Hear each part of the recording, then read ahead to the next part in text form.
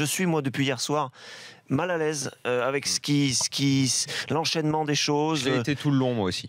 Moi aussi. Le début de match, je rentre dedans et très vite je suis sorti. Pour moi, il y avait un problème. Mais c'est la façon dont le match se déroulait, ça me faisait chier. En fait, j'étais gêné, quoi. Je restais silencieux volontairement parce que j'étais content que vous l'abordiez vous, parce que moi, on va m'agresser tout de suite en me disant mais c'est une excuse, on se retranche derrière ça, ils ont été faibles, etc. Il faut arrêter d'être bas du front.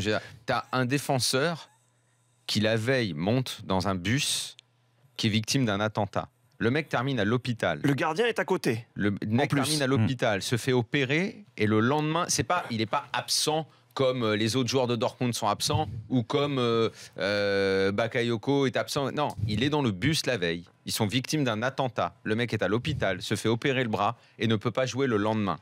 C'est absolument anormal.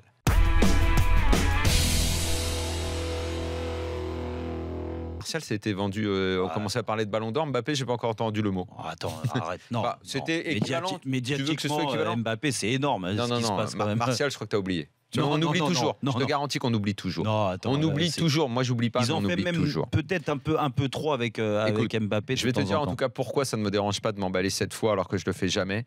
C'est juste sa tronche. Même pas ses buts.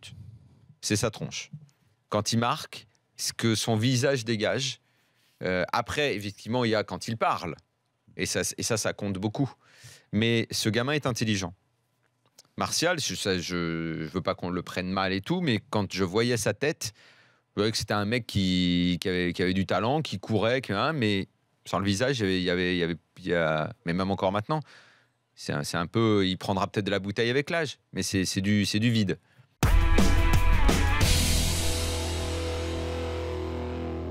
Il a repris une équipe à un moment où elle avait besoin d'être reboostée. Tout ce qu'il a fait est très bien.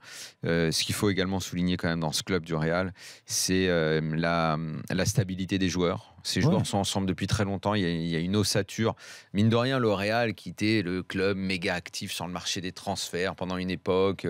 Aujourd'hui, c'est des joueurs qui sont là depuis super longtemps. Benzema, Cristiano Ronaldo, Sergio Ramos, même Modric, maintenant ça commence à faire. Ils ont pas envie de bouger, les mecs, ils sont là et ils sont bons. Marcelo, quand il est là-bas, beaucoup de joueurs peuvent te dire si on a tout gagné. Et au final, on va les voir ailleurs. Et au final, tu t'aperçois quand même que sur les dernières années, quand je les regardais sur la seconde période, quand ils étaient ultra dominateurs, je disais, mais pour sortir cette équipe de la Coupe d'Europe, c'est-à-dire sur les 2 matchs, putain, mais qui l'a fait, quoi?